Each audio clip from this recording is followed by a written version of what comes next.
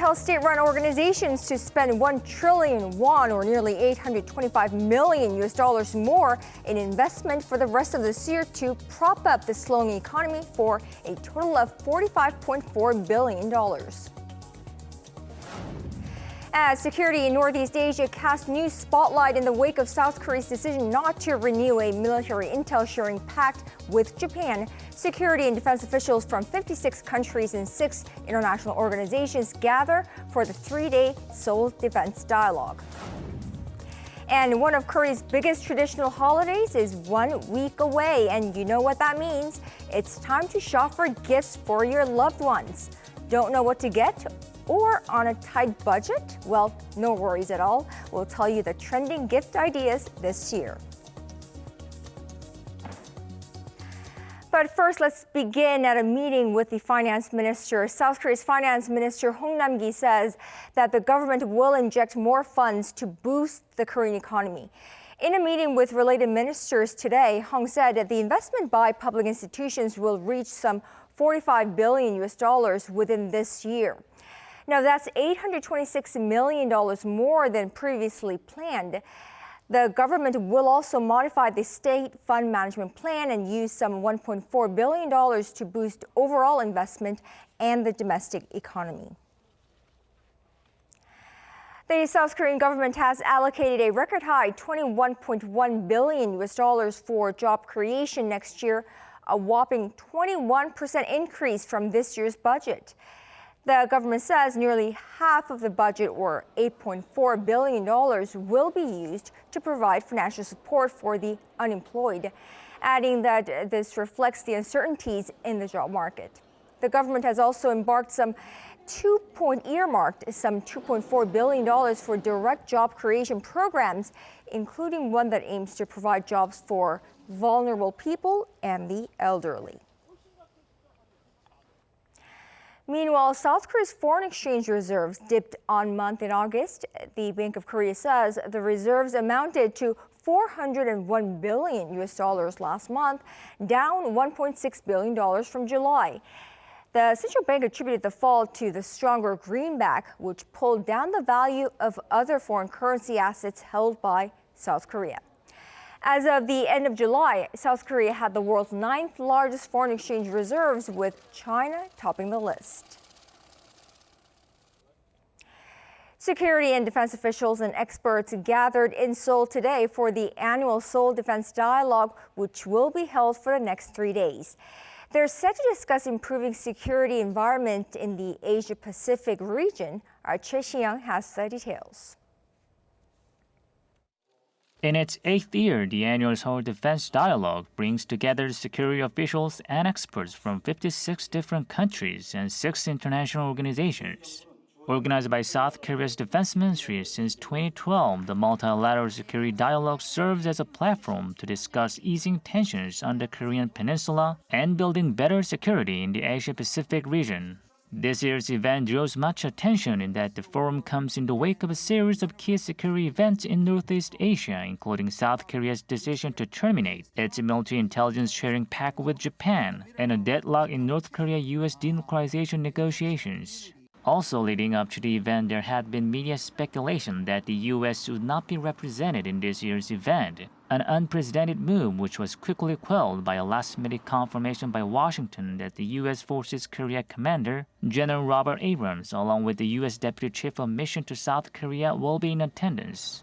Previously, the U.S. Department of Defense said it wouldn't attend the event, but South Korea asked the U.S. to rethink that. So Deputy Ambassador Rapson is taking part in the event on behalf of his superior ambassador Harry Harris, who is unavailable due to his participation in a conference in the Maldives. Choi Si-young, Arirang News. Meanwhile, on his second day in North Korea on Tuesday, Chinese Foreign Minister Wang Yi paid a visit to a war memorial dedicated to the Chinese People's Volunteer Army there. Chinese soldiers who fought alongside North Korea during the Korean War from 1950 through 1953. Now, according to the North State media, Wang visited the memorial alongside North Vice Foreign Minister Ri Gil-sung and Chinese Ambassador to North Korea Lee Jin-jun. The memorial pays tribute to the Chinese soldiers who were killed during the Korean War. While U.S. President Donald Trump has repeatedly dismissed North Korea's series of missiles in recent months as being short-range and very standard, reports indicate advancements in North Korea's arsenal. For more on this report, here's our Lee Seung-jae. Since May, North Korea has fired off at least 18 missiles. However, despite the repeated missile launches, President Trump has dismissed their importance as being short-range and very standard tests. While the president agreed there may be a United Nations violation on the missile tests, he says any concerns are overblown. However, U.S. intelligence officials and other experts have come to a different conclusion that the very missile launches downplayed by the president, including 2 late last month, have allowed Pyongyang to test missiles with greater range and maneuverability that could potentially overwhelm American defenses in the region. According to the latest report by the New York Times, the rapid advancements in the short-range missiles not only put South Korea and Japan in increased danger, but also threaten at least 8 American bases. Experts say such missiles could be designed to hold either conventional or nuclear warheads. Other outside experts say Kim Jong-un's flattering letters to Trump may be the North Korean leader's strategy of buying time to improve his missile technology, despite all the sanctions on Pyongyang. In an interview with the New York Times, Arirang, a political science professor at MIT who studies North Korean weaponry advances, say Kim is exploiting loopholes in his agreements with Trump. He added that North Korea's latest mobile launch missiles move fast, fly very low, and it's only a matter of time before those technologies are transferred to longer-range missiles. Last week, North Korea's state-run media made it clear that the regime feels no limits when it comes to improving other missile technologies, adding it would never accede to the West's demand for disarmament under pressure to appease the international community. Lee Seung-jae, Arirang News. Now, President Moon Jae-in is on a week-long 3-nation tour of Southeast Asia. Yesterday, he sat down with Myanmar State Councilor Aung San Suu Kyi to touch on bilateral cooperation in various sectors in Myanmar. They vowed to work towards establishing peace in their respective countries. In a few hours from now, President Moon flies to Yangon, Myanmar's largest city, to attend the groundbreaking ceremony of a joint industrial complex between Korea and Myanmar. Our Park Hee-jun shares with us what was discussed during the one-on-one between President Moon and Aung San Suu Kyi. Korea and Myanmar have agreed to boost joint efforts to build peace. President Moon Jae-in held a summit with State Councilor Aung San Suu Kyi on Tuesday at Myanmar's capital of Naypyidaw. Understanding that the job requires multilateral support from the international community, the two sides have agreed to work together for a peaceful and nuclear-free Korean peninsula. And acknowledging Myanmar's vision of bringing unity among the people, President Moon said he hopes Korea can help resolve the Rohingya crisis. 우리 두 정상은 한반도의 완전한 비핵화와 평화 정착을 위해 국제사회의 단합된 노력이 중요하다는 점에 공감하고 앞으로도 양국이 함께 노력해 나가기로 했습니다. 미얀마 정부도 미얀마 평화 프로세스를 국가 최우선 과제로 삼고 라카인 문제 해결과 같은 민족 간 화합, 국가 통합을 위해 노력하고 계신 것으로 알고 있습니다. 양국이 서로 도우며 함께 나아갈 수 있기를 바랍니다. And with the Korea-ASEAN Special Summit and the Korea-Mekong Summit scheduled to take place in Busan this November, the State Councilor vowed to make full efforts to ensure that the upcoming events are hosted successfully. Over in the economic front, the two sides have agreed to jointly develop infrastructure in Myanmar for a more efficient economic partnership. Seoul and Naypyidaw have created a joint industrial complex which is expected to attract more investment from Korean companies, ultimately leading to both countries' economic growth. President Moon will visit the site on Wednesday, where he will deliver a keynote speech at a business forum and a groundbreaking ceremony held at the complex.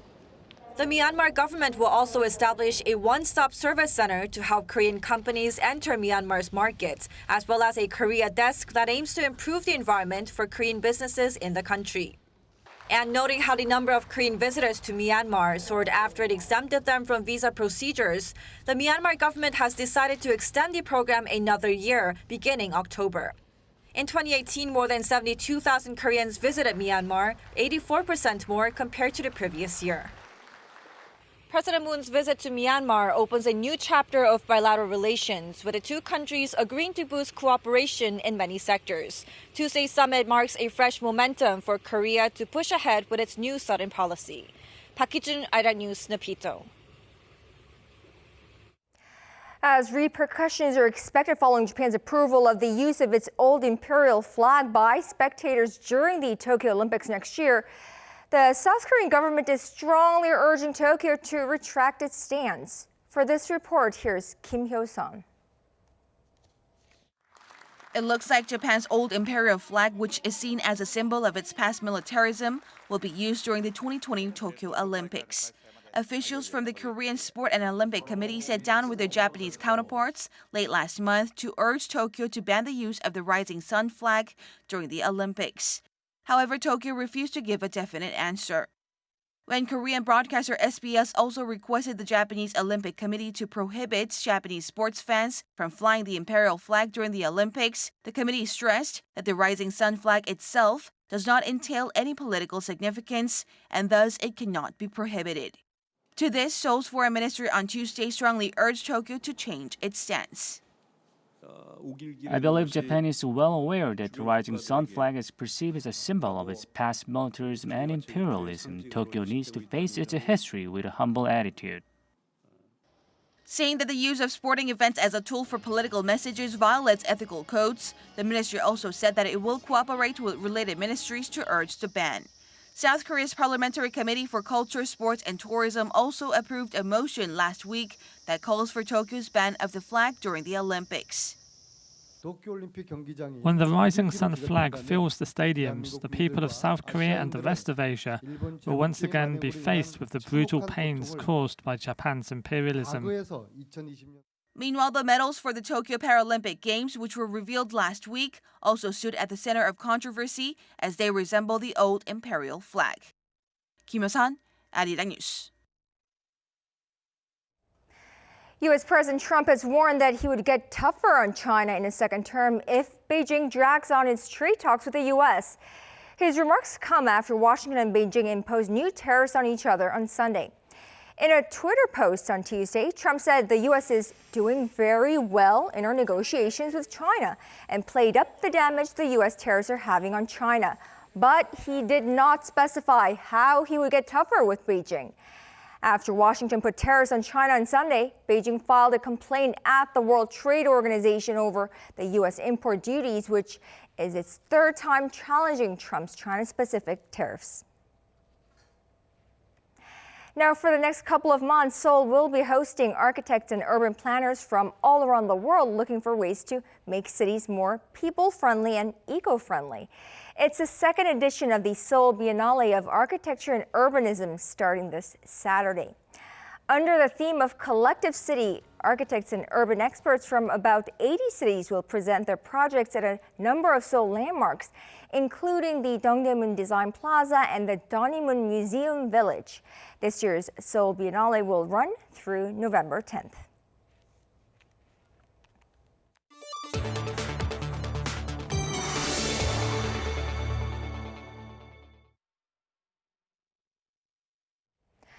Hurricane Dorian, the second strongest Atlantic storm in nearly 70 years, has been downgraded to a Category 2 hurricane after pummeling the Bahamas, and it's now tracking its way north. For more on this story and other news from around the world, let's go over to our Kim Da-min. Tami, so Hurricane Dorian, although it's been downgraded, it's making its way up north to the coastline U.S. Right, Kanyang. Dorian weakened on Tuesday but is now heading northwest towards the Florida coastline. The U.S. National Hurricane Center announced on Tuesday that Dorian has been downgraded to a Category 2 storm as of 11 a.m. local time. Its maximum wind speed now remains at around 175 kilometers per hour. Over 2 million people in Florida, Georgia, and South Carolina are under mandatory evacuations. According to CNN, around 2,700 flights around Florida were canceled, and the state's Orlando International Airport has been shut down since 2 a.m. on Tuesday. Tourist parks including Disney World and Legoland were also closed on Tuesday. After reaching Florida by Tuesday night, Dorian is expected to bring heavy winds and waves to the neighboring states of Georgia and the Carolinas until late Wednesday. Earlier on Monday, the killer storm pounded the Bahamas, leaving 5 people dead. Bahamas authorities said the death toll may rise. Opponents of a no-deal Brexit have defeated British Prime Minister Boris Johnson in Parliament. The UK Prime Minister lost a vote in the House of Commons by a margin of 27 votes on Tuesday night local time after an emergency debate on his no-deal Brexit plan. Tuesday's victory will allow lawmakers to put forward a bill looking to force Johnson to ask the EU to delay Brexit until January 31st. In response, the Prime Minister says he will table a vote for an early election on Wednesday. The area of Amazon rainforest that was destroyed by fire in just the month of August is as large as 4 million soccer fields. That's according to Brazil's National Institute for Space Research on Tuesday. Almost 30,000 square kilometers of rainforest burned down last month. That's 5 times more than in the same month the year before, and is also the largest amount burned in a month in the past 9 years. Brazilian President Jair Bolsonaro said on Monday that he will discuss the Amazon fires at the next UN General Assembly later this month. Often referred to as the lungs of the planet, the Amazon rainforest produces a fifth of the oxygen on Earth.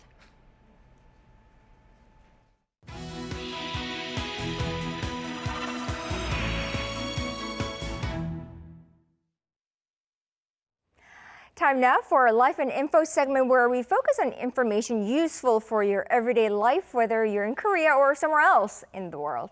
We have our business correspondent Kim Hae-sung in the studio today to discuss this year's trending gift ideas for the upcoming Chuseok holidays or Korean Thanksgiving. So, Hae-sung, happy early Chuseok holiday to you. Happy early Chuseok to you too. Well, way early because we're a week ahead, right?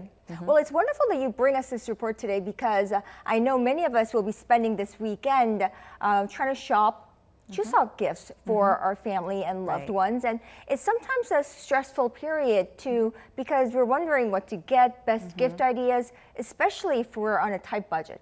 Right, exactly. And before I delve into the products, let me first give our viewers a quick background on Chuseok. So Chuseok, this Korean Thanksgiving holiday, it's one of the biggest holidays here celebrated in Korea. It falls on the 15th day of the 8th month of the lunar calendar with a full moon at night. Family members from afar gather together in their hometown to share food, spend quality time together, and to pay respects to their ancestors. And usually sons and daughters bring gifts like food to their parents, parents-in-law, and grandparents. According to a survey by job matching website 사람인 on 2,400 workers, respondents said they plan to spend an average of $300 on Chuseok gifts this year. Usually, the top 5 gifts are Korean beef, cash or gift cards, processed foods like canned pork, fruits, and health-related goods, and that list hasn't changed. But this year's gift trend can be summarized as summer, cost-effectiveness, and premium. First, summer Chuseok holiday falls on September 13th this year. The second week of September, it's the earliest since 2014. Compared to last year, it's 10 days earlier and 3 weeks earlier than in 2017. Because of the earlier timing, you see a lot more summer fruits for fruit packaged gifts like peaches, shine muscat grapes, and even melons on top of the usual apples and pears. And Korean beef is also a hot item. It comes in a price range of between $100 and $1,000 at supermarket stores. At department stores, premium beef priced $3,000 and above saw sales soar. And pre-orders for Korean beef at supermarkets went up by double digits on year as the weather is relatively hot, meaning people prefer refrigerated beef to grill rather than buying frozen beef that is used for soup. Take a listen. Sales of refrigerated meat went up to 36% in 2014 when Chuseok fell in early September. So we increased the number of refrigerated beef sets by 10% this year. You see more cheaper goods and premium goods and fewer mid-price goods on offer. Firstly, because the economy is sluggish, so people focus more on value and cost effectiveness. Secondly, people buy gifts so the recipient can remember the product and the giver and feel a sense of happiness. So even if it's small, people try to buy a special premium good in that category. Well, you know, Haesung, you know what they say, the best things come in small packages. So Exactly. special and nice and small. What are those goods in that category? So that includes products like ginseng products, which are known to help boost mental and physical activity, or goods like vitamins and mushrooms. So take a listen to some of the customers I ran into. I would like to buy health-related products like ginseng. They are pricey, but I can tell my parents like those goods. Beef, fruits, you can't eat them all and they get spoilt. So I prefer practical goods like shampoo. So everything ranging from ginseng, beef, shampoo, and vitamin, I heard. So what is the #1 best-selling item for Chuseok this year? As always, it's canned processed meat, like canned pork. So last year, around $340 million of Spam, a canned meat brand, was sold, and 60% of that was sold during the Chuseok period, and that's up 20-fold from 2008, so that's huge. And many wonder why Koreans love canned pork so much, because it's considered relatively cheap and unhealthy in other parts of the world. This canned pork was introduced to Korea by the U.S. Army in the 1950s during the Korean War. The elderly are used to the flavor. Kids also like it because it's salty and easy to eat with rice, kimchi, or seaweed. Also, it's easy for businesses to give canned pork as a gift, as it has a long expiration date, and the price falls between $30 and $80 within the Improper Solicitation and Graft Act, known as Kim Young-ran Act, that limits the amount of money that can be spent on gifts to under $80. As you can see in that footage, Konyang, there is a whole range of canned pork products packaged with olive oil, seaweed, or canned tuna. Well, very, very interesting trend and very interesting gift idea that I've only learned to recognize here in Korea. Canned processed meat. So very interesting. Thank you for that very interesting information, Haesung. I appreciate it. My pleasure. And before we end, I just want to remind our viewers, you can check online, get fresh food delivered, and also check the promotions for different types of credit cards to get a discount. Oh, absolutely key information. Thank you.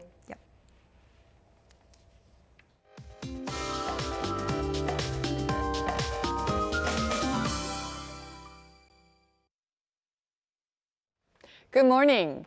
Dark clouds and rain are on tap for this Wednesday. Heavy rain is set to drench the capital and surrounding regions through Friday, and there could be 30 to 50 millimeters of rain per hour, while Jeju Island are under a heavy rain alert at this moment.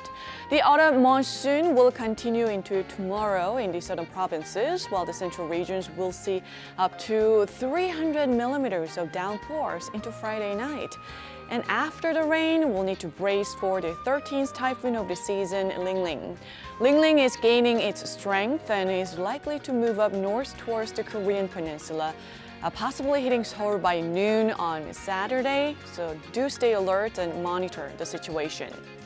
Daily highs for today will be a tad lower than yesterday, ranging from 25 to 30 degrees Celsius. So we will have to wait until next Monday to see some sun.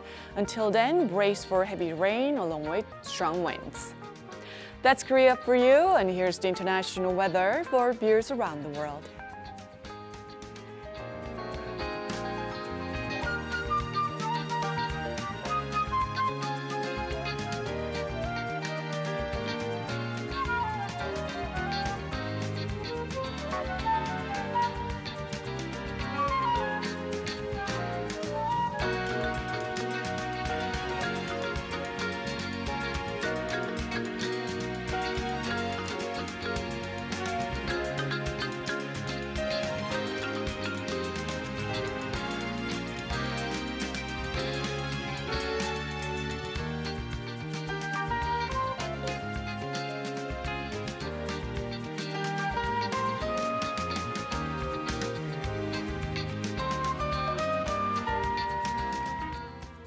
Well, that is all we have for now, but do stay tuned to Arirang for the day's headlines all throughout the day. Take care.